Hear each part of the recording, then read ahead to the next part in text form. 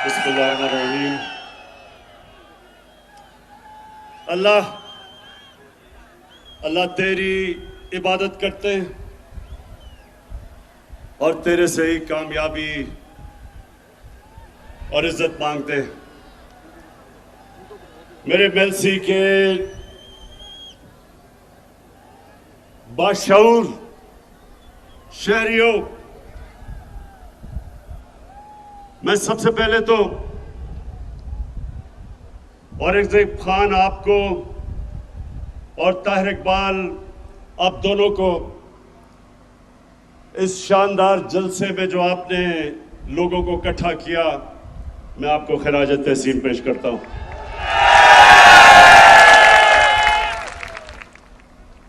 अब औरंगजेब, इतनी ज्यादा चीजें आपने मेरे से मांग ली,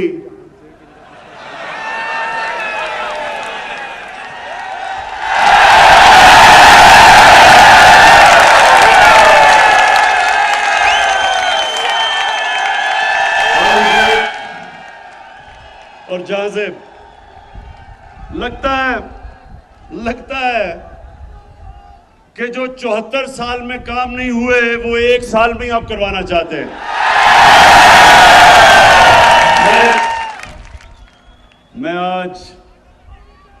मैं आपको खुशखबरी सुनाता हूं। सबसे पहले तो मेलसी के लोगों, सबसे पहले खुशखबरी ये कि हमारी फेडरल गवर्नमेंट ने फैसला किया है कि हम जनूबी पंजाब के लिए 500 अरब रुपया मजीद खर्च करेंगे।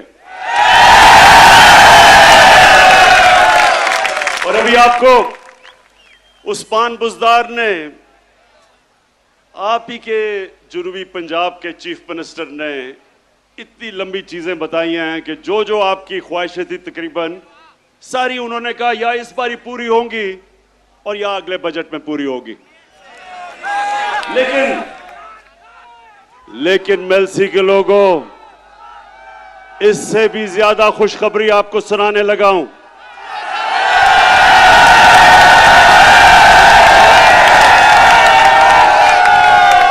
हमने फैसला किया है कि हम नेशनल असेंबली में साउथ पंजाब की कॉन्स्टिट्यूशनल अमेंडमेंट रख देंगे कि साउथ पंजाब का सूबा बनना चाहिए।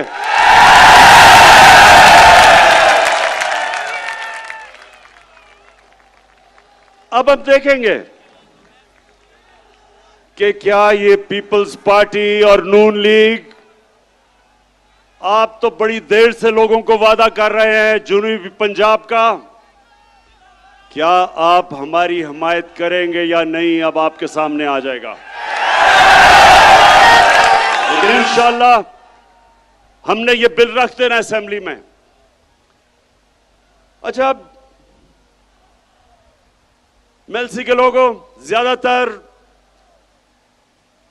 यहां गुजारा काश्तकारी के ऊपर होता है, तो सबसे पहले तो मैं बड़े फख्र से कहना चाहता हूं कि जितना किसानों ने हमारे दौर में, जितना किसानों के पास पैसा आया, कभी पाकिस्तान की तारीख में नहीं आया। और मैं आपको, अब जरा ये मेरे पास अदाद और शुमार है। मकई में हर एकड़ के ऊपर महंगाई के बावजूद जो मकई की फसल की कीमत बढ़ी है, 40,000 से 50,000 तक मजीद फायदा हुआ है किसान को।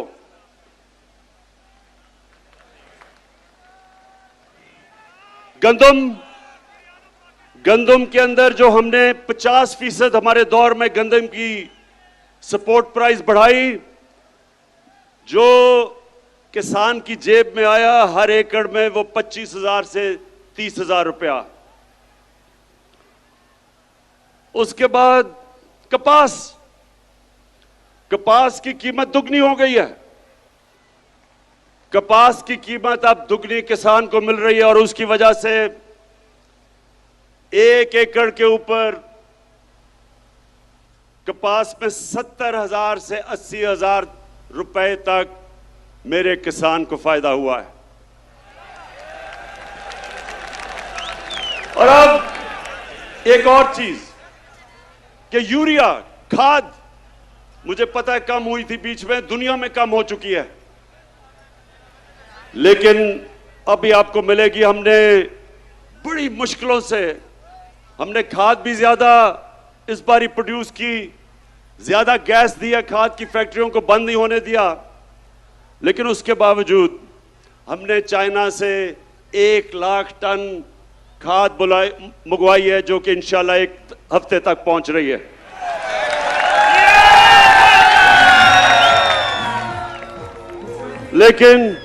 लेकिन अब किसानों, जितने भी किसान हो, एक चीज समझ जाओ कि आज बाहर की दुनिया में खाद जिस कीमत पे मिल रही है, उससे 5 गुना कम कीमत पे हम पाकिस्तान में खाद दे रहे हैं आपको। 132 अरब रुपए का हम सब्सिडी दे रहे हैं। तो मैं इसलिए आज आप किसानों के सामने पहले ये जरूर बात करना चाहता हूं, और भी अभी बड़ी बातें करनी है मैंने, लेकिन मैं पहले अपने, क्योंकि मेरा ये ईमान है, जब किसान खुशहाल होगा पाकिस्तान तरक्की करेगा। और ये बड़े मुश्किल वक्त में आपको पता नहीं कि अल्लाह ने हमारी हुकूमत को किन किन इम्तिहानों से गुजारा है। पहले एक मुल्क मिला जिसको रे चोरों का टोला दिवालिया निकाल चुका था, उसको संभाला, और फिर जब वो संभल रहा था तो 100 साल में एक दफा इस तरह का बुरान आता है, जो कोरोना वायरस पाकिस्तान और सारी दुनिया में आ गई। और मैं अल्लाह का शुक्र अदा करता हूं कि हमारा वो मुल्क है जो दुनिया मानती है कि 190 मुल्कों में से वो 3 वो मुल्कों में से है जिसने सबसे बेहतर तरीके से इस बड़े बुरान से अपने मुल्क को निकाला है, अपने लोगों को भी बचाया, अपनी माइशत को भी बचाया। और उसके बाद महंगाई का समुंदर आ गया सारी दुनिया में। मेलसी के नौजवानों, आपको पता होना चाहिए कि इस वक्त दुनिया की तारीख में, यानी, और मैं तारीख की बात कर रहा हूं कि अमेरिका में 40 साल के बाद सबसे ज्यादा महंगाई आई है, बर्तानिया में 30 साल के बाद, जर्मनी में 26 साल के बाद, तुर्की में 20 साल के बाद। इतनी महंगाई दुनिया में जो आई है, उसके मुकाबले में पीपल्स पार्टी का जो 2008 से 13 का दौर था, उस दौर में ज्यादा महंगाई थी आज से। लेकिन इस महंगाई के बावजूद इंशाअल्लाह हमने पूरी कोशिश की कि आपके ऊपर हम कम बोझ डालें, और अल्लाह का करम है कि हमारी पाकिस्तान की तारीख में सबसे ज्यादा टैक्स इकट्ठा किया गया है। और उसकी वजह से मैंने 10 रुपए कम किया पेट्रोल और डीजल,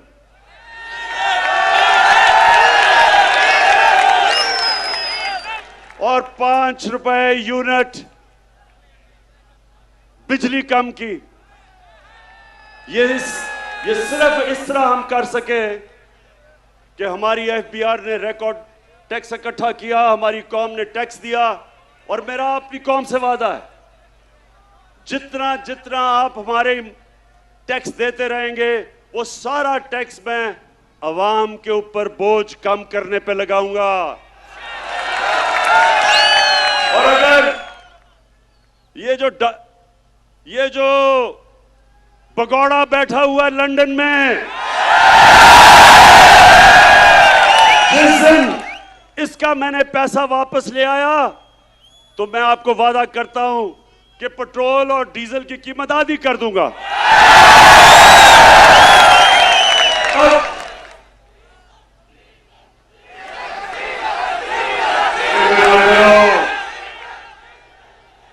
अभी फजलू डीजल पे भी मैं आ रहा हूं।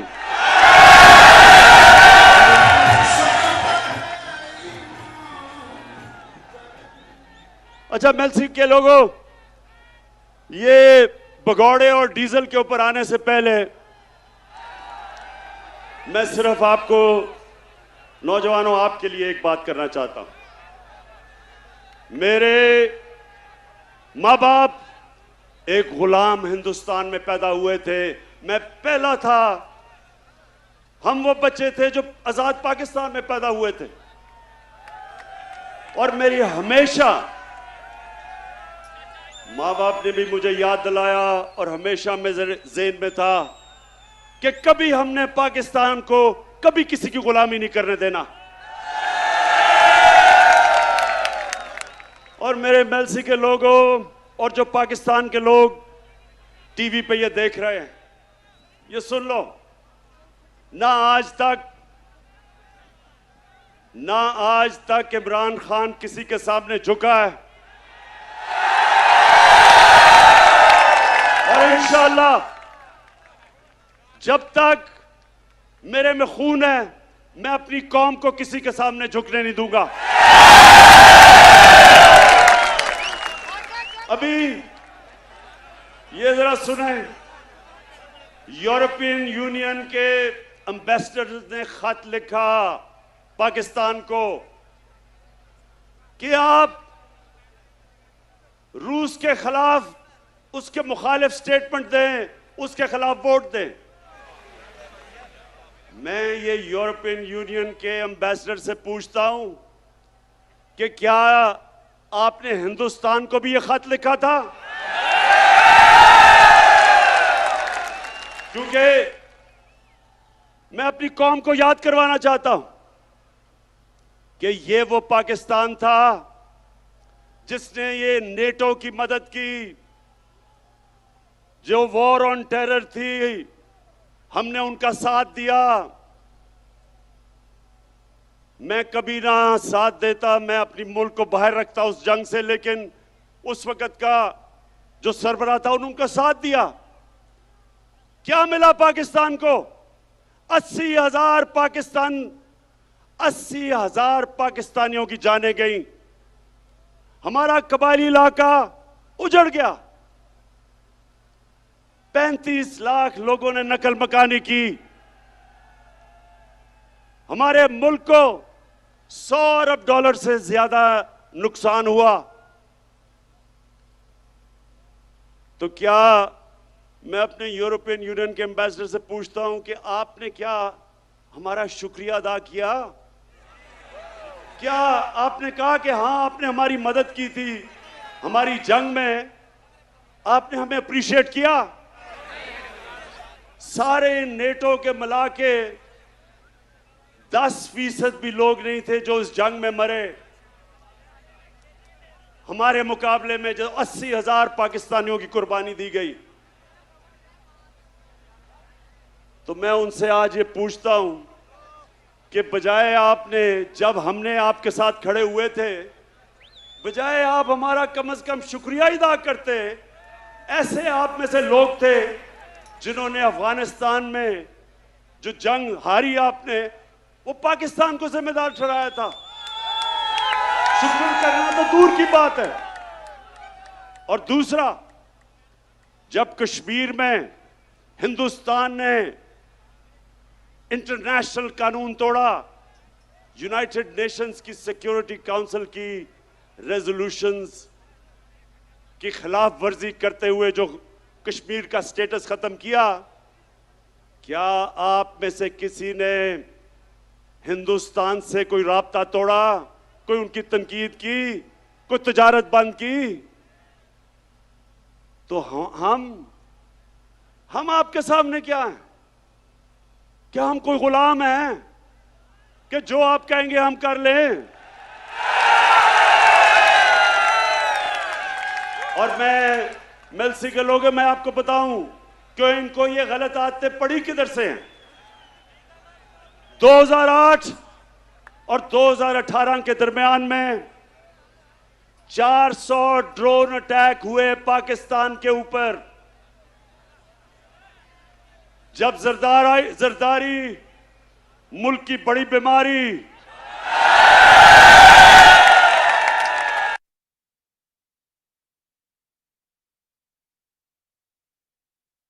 आज़म इमरान खान में हुआ जो दुनिया की तारीख में कभी नहीं हुआ। नौजवानों, आपके पास सोशल मीडिया है, अपने टेलीफोन पे आप जरा गूगल करके देखें कि कभी ऐसा हुआ है कि एक मुल्क किसी मुल्क की जंग लड़ रहा है, उसके लिए जंग लड़ रहा है, और वही मुल्क उसी के ऊपर बमबारी कर रहा है। ये कभी हुआ है? और सवाल ये है कि ये दो डाकुओं ने क्यों नहीं उनसे पूछा, क्यों नहीं उनको कहा कि जब गांव के अंदर और हमारे कबायली इलाके पे जब ड्रोन अटैक यानी बम फटता था तो आपको पता है औरतें, बच्चे, बेकसूर लोग मारे जाते थे।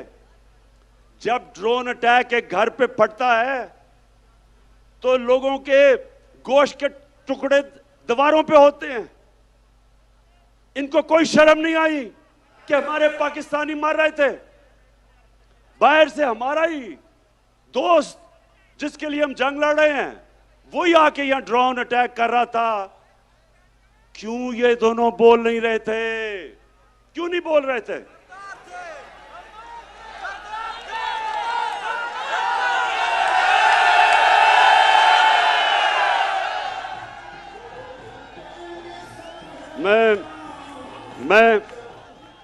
मैं आपको बताता हूं कि ये दो डाकू क्यों नहीं बोल रहे थे, क्योंकि इनके चोरी इस मुल्क से जो पैसा लूट के इन्होंने बाहर के मुल्कों में और बैंकों में और बड़े बड़े महल्लात लिए हुए थे, इनको डर था कि जिस दिन ये कहेंगे कि सर ये क्या कर रहे हैं आप, ये ना करें, वो इनकी प्रॉपर्टी जब्त कर लेंगे।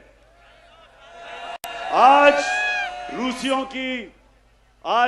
की जो उनकी मगरब में असासे हैं वो जब्त कर रहे हैं। इनको भी वही डर लगा हुआ था। तो ये पैसे के बुत की पूजा करने वाले चुप करके तमाशा देखते रहे और हमारे लोगों का खून होता रहा। बेकसूर लोग बेचारे कबायली इलाके में उनके बच्चे मरे, और वो जिसके खानदान में लोग मरते थे वो हमारे खिलाफ हमले करते थे, बदला हमारे पे लेते थे, क्योंकि उनको पता था कि हमारी इजाजत से ये ड्रोन अटैक्स अपने मुल्क पे हो रहे हैं। आप बताएं, जब से इमरान खान वजीर आजम बना कोई ड्रोन अटैक हुआ है? नहीं हुआ। और मैं आज अब सबके सामने कहता हूं कि कभी किसी ने कोशिश की ड्रोन अटैक करने की, मैं पाकिस्तान की एयरफोर्स को कहूंगा कि वो ड्रोन को नीचे गिरा दें। इसलिए कि यह कानून की खिलाफ वर्जी है। कोई दुनिया में कानून इजाजत नहीं देता कि आप किसी के मुल्क में आके अटैक करके और लोग मार दें। अंग्रेजी में कहते हैं जज, ज्यूरी, एक्सिक्यूशनर। ये किसी कानून के अंदर नहीं है, ये जंगल के कानून के अंदर है। मैं मेरे पाकिस्तान के नौजवानों, मैं ये चाहता हूं, ये गौर से एक बात समझ लें आप। कभी भी कोई कौम अजीम कौम नहीं बनी जो दूसरों के सामने झुकती है। सिर्फ खुददार कौमें अजीम कौम बनती हैं। जो किसी से भीख मांग के गुजारा करती है कौम, वो ऐसे ही है जैसे कि अगर मैं वसाखिया पकड़ लूं, अपनी टांगों पे जोर ना डालूं, मेरी टांगें कमजोर हो जाएंगी। इसी तरह मुल्क कमजोर हो जाते हैं जो अपने पैर पे नहीं खड़े होते। हम कोई किसी से दुश्मनी नहीं चाहते, हम सबसे दोस्ती चाहते हैं। हमारी रूस से भी दोस्ती है, हमारी अमेरिका से भी दोस्ती है, हमारी चाइना से भी दोस्ती है, यूरोप से भी है। हम किसी कैंप में नहीं हैं, लेकिन क्योंकि हम न्यूट्रल हैं, इंशाल्लाह हम उन मुल्कों के साथ मिलकर एक दिन कोशिश करेंगे कि जो यूक्रेन में जंग है ये बंद हो। इससे बहुत दुनिया को नुकसान हो रहा है। इससे तेल की कीमतें आसमानों पे चली गई, गंदम की कीमतें आसमानों में, गैस की कीमत उधर पहुंच गई है कि ये यूरोप जैसे मुल्क, बर्तानिया जैसे मुल्क में इस वक्त लोगों को मुश्किल पड़ी हुई है। तो इसलिए हम जंग में किसी का साथ नहीं देंगे, अमन में सबका साथ देंगे।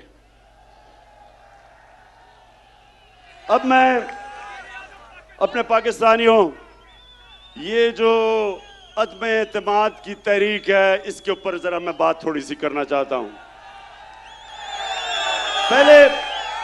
पहले ये लोग कौन है जो अदम एतमाद की तहरीक चला रहे हैं?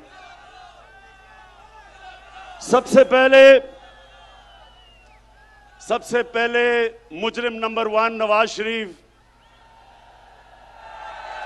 झूठ बोल के सुप्रीम कोर्ट ने उसको सजा दी, बॉलीवुड की एक्टिंग की, रो धो के कि जी मैं तबाह हो गया, मरने वाला हूं, मिन्नतें करके बाहर चला गया। मैं ये सोचता हूं नून लीग वालों अगर सुन रहे हो तो मेरी बात जरा, मैं चाहता हूं इस बात पे थोड़ा सा गौर करो कि कभी गीदड़ भी लीडर बन सकता है। कभी दुनिया में सुना है कि वो लीडर हो जो खुद दुम के भाग जाए और दूसरी तरफ आप भागा है? पहली दफा जनरल मुशर्रफ के दौर में तो आसिफ जरदारी ने तब कहा था, आसिफ जरदारी जब आप इकट्ठे होंगे तो जरा याद कराना शरीफों को और नून लीग को कि क्या आपने ये नहीं कहा था कि अटक जेल में टिश्यू के डब्बे खत्म हो गए नवाज शरीफ के आंसू पहुंचते पहुंचते, तो वहां रोना धो के वहां से भागा, झूठ बोल के गया कि मैंने कोई मुआहिदा नहीं किया। फिर वो सऊदी शहजादा आया और उसने मुआहिदा दिखा दिया, फिर कहता नहीं जी वो असल में 5 साल का था, 10 साल का नहीं। अब फिर बाहर चला गया है। अब नून लीग, मैं जरा अपनी, क्योंकि नून लीग में बड़े अच्छे अच्छे लोग भी हैं, तो मैं जरा नून लीग वालों से ये भी पूछना चाहता हूं, अपने जरा बच्चों को कहें जरा गूगल करें अपने मोबाइल पे, कोई इसकी दुनिया में मिसाल मिलती है कि एक मुल्क का 3 दफा वजीर आजम, उसके 2 बच्चे बाहर पड़ गए, अरबों रुपए के महलों में रह रहे हैं, वो खुद अरबों रुपए के महल में रहता है, और जब बच्चों से पूछते हैं कि जी ये पैसा किधर से आया, कहते जी हम तो पाकिस्तानी शहरी नहीं हैं, हम जवाबदेही नहीं हैं। यानी 3 दफा मुल्क का सदर, प्राइम मिनिस्टर, इसका मतलब कि वो फिर ये सिर्फ पाकिस्तान को लूटने के लिए आते हैं, पैसा चोरी करके बाहर, छुट्टियां बाहर, ईद बाहर, घर बाहर, शॉपिंग बाहर, और पाकिस्तान सिर्फ लूटने के लिए रखा हुआ है। ये है नंबर 1 जो चाहता है अदम एतमाद की तहरीक हो, इसलिए कि वो चाहता है कि फिर से उसको याद आ रहा है कि कैसे उन्होंने मजे मजे से पाकिस्तान को पिछले 30 साल में लूटा है। दूसरा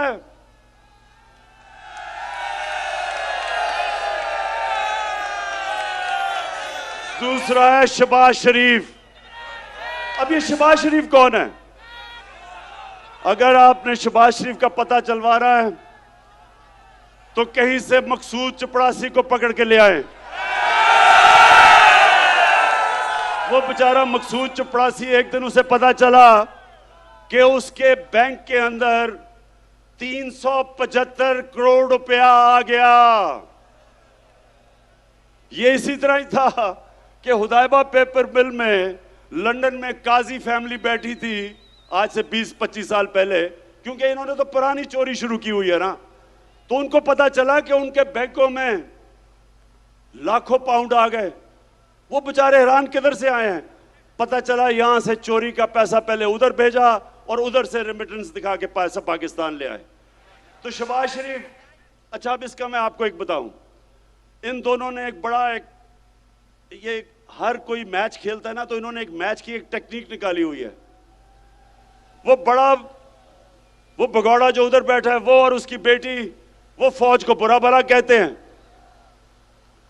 और शहबाज शरीफ जो भी उसको बूट नजर आता है पॉलिश करना शुरू कर देता है। लेकिन शहबाज शरीफ, ये वो जमाना बदल गया है। ये वो जनरल जिलानी का जमाना नहीं जब उसके घर पे सरिया लगाते लगाते आप वजीर आला बना और फिर अरबोपति बन गए। जमाना बदल चुका है। आपको शहबाज शरीफ जो मर्जी आप कर लें, आपको जवाब देना पड़ेगा कि 16 अरब 1600 करोड़ रुपया आपके नौकरों के अकाउंट में कैसे आया। मैं फिर से नून लिख के पूछता हूं कि आप भी ये पूछे तो सही इससे कि 1600 करोड़ रुपया नौकरों के अकाउंट में किधर से आ गया। अगर हलाल का पैसा था तो अपने अकाउंट में लेते, क्योंकि आपने चोरी का पैसा था तो नौकरों के अकाउंट में। बेटे को भी इसने बाहर भिजवा दिया है, मकसूद चपड़ासी को भी बाहर भिजवा दिया है, अपने दामाद को भी बाहर भिजवा दिया है। भाई यहां तो अदालतें आजाद हैं, क्यों बाहर भिजवाया हुआ इनको। तो ये है दूसरा जो डरा हुआ है कि इसका केस आने लगा है और अगर केस आ गया तो इसने जेल में होना है, इसलिए ये भी जल्दी जल्दी अदम एतमाद की तहरीक में। और तीसरा है नहीं बीमारी, जरदारी। जरदारी का कमाल यह है कि जब बेनजीर इक्तदार में आई तो आते साथ ही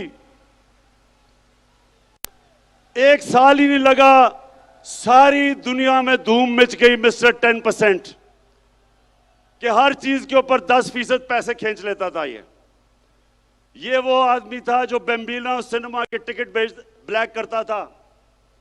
उसके बाद जो इसने पैसा बनाना शुरू किया, इसके और नवाज शरीफ के ऊपर बाहर के अखबारों के अंदर मजमून आए, किताबों के अंदर इनका जिक्र आया, इनकी चोरी का।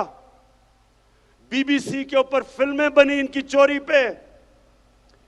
इसी जरदारी को 2 दफा नवाज शरीफ ने जेल में डाला करप्शन पे, और हुदैबा पेपर मिल का जो करप्शन का केस था वो जरदारी ने उसके ऊपर बनाया नवाज शरीफ पे। 96 की असेंबली में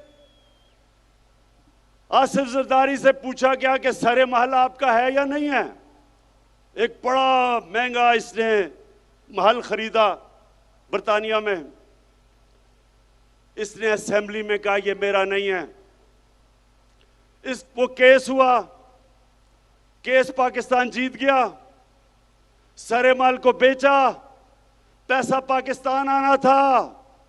इतने में मुशर्रफ ने इसको एनआरओ दे दिया, पैसा भी हजम कर गया वो। ये फिर $60 मिलियन यानी $6 करोड़ पड़ा था स्विट्जरलैंड में। पाकिस्तान ने केस किया, पाकिस्तान केस जीतने लगा था, मुशर्रफ ने एनआरओ दिया, वो भी हजम कर गया। ये हैं वो लोग जो सारे मिलके कि जी वो बहुत बुरे हालात है पाकिस्तान के, अदम एतमाद हम लेके आएंगे। और चौथे नंबर पे फजलू।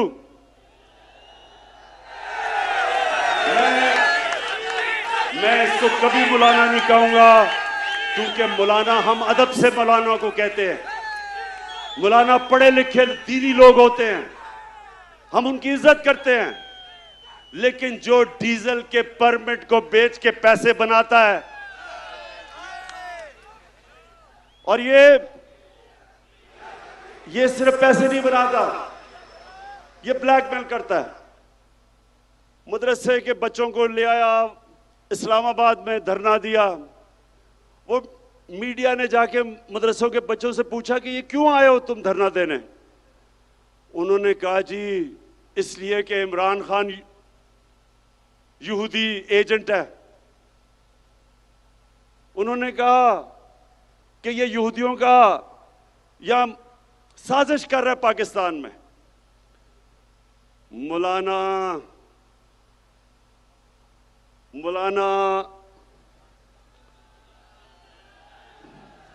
नहीं, डीजल नहीं मैं कह सकता इसको। फजलू, मुझे ये बताओ कि तुम्हारे और ये जो तुम्हारा डाकुओं का टोला है, इसके होते हुए यहूदियों को साजिश करने की जरूरत क्यों है पाकिस्तान में? पिछले 10 सालों में 4 गुना, 2008 से 18 तक 4 गुना पाकिस्तान का कर्जा बढ़ा है।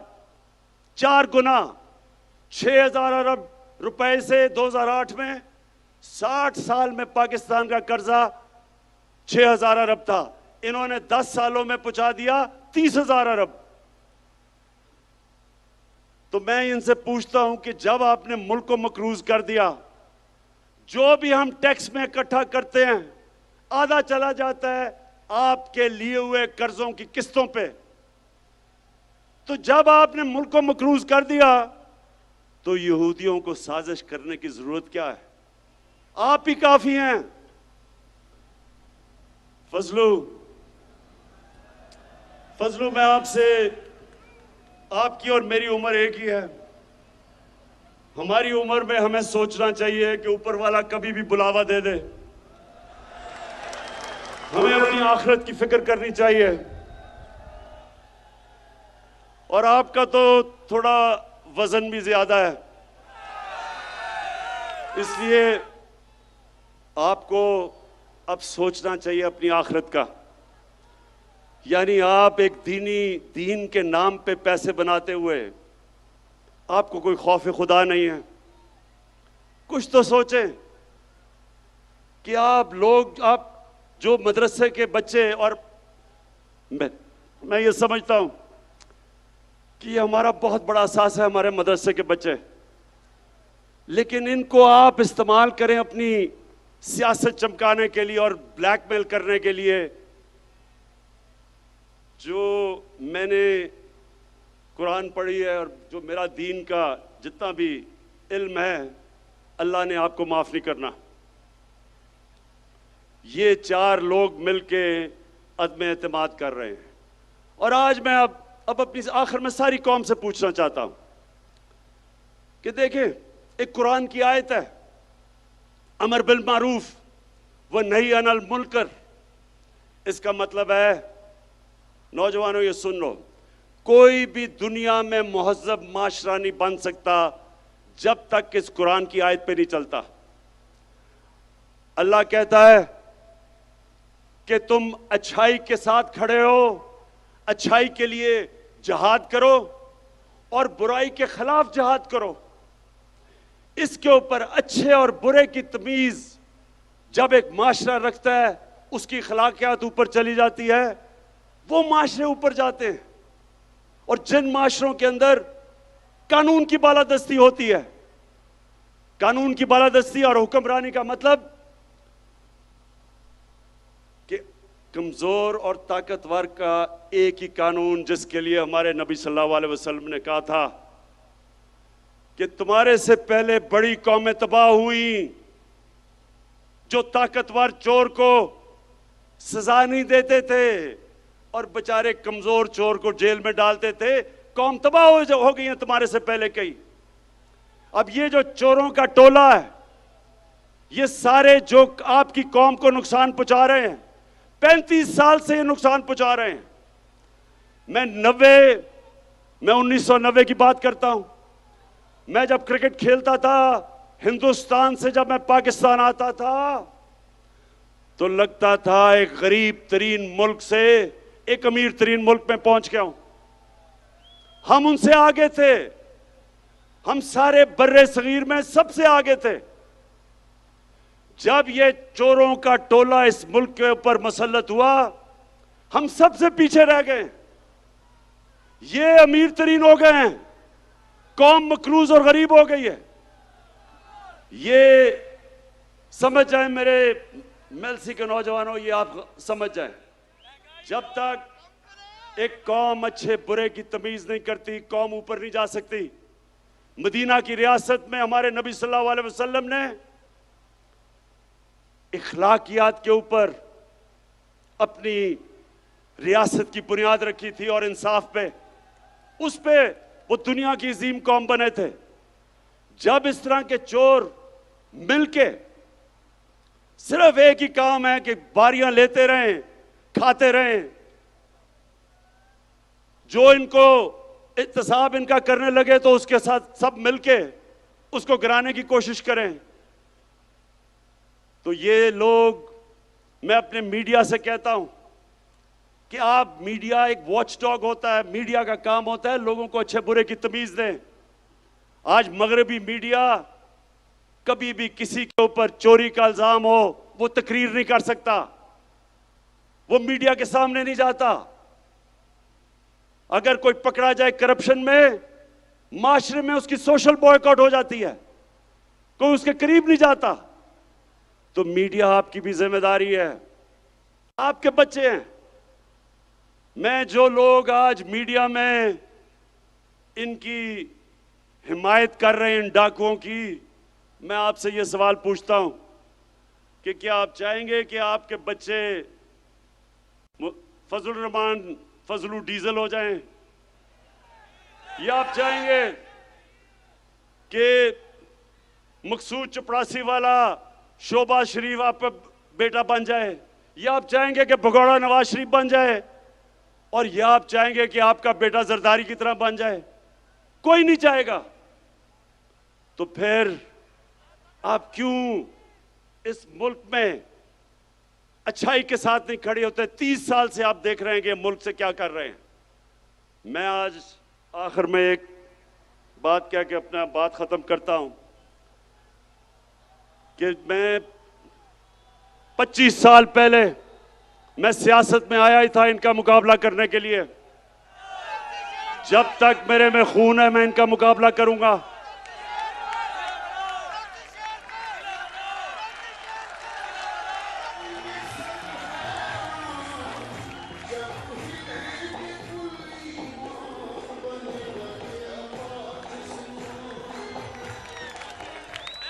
मैं इनका मुकाबला करूंगा और अभी मेरी पूरी तैयारी है कि जो भी ये करेंगे मैं उसके लिए तैयार हूं।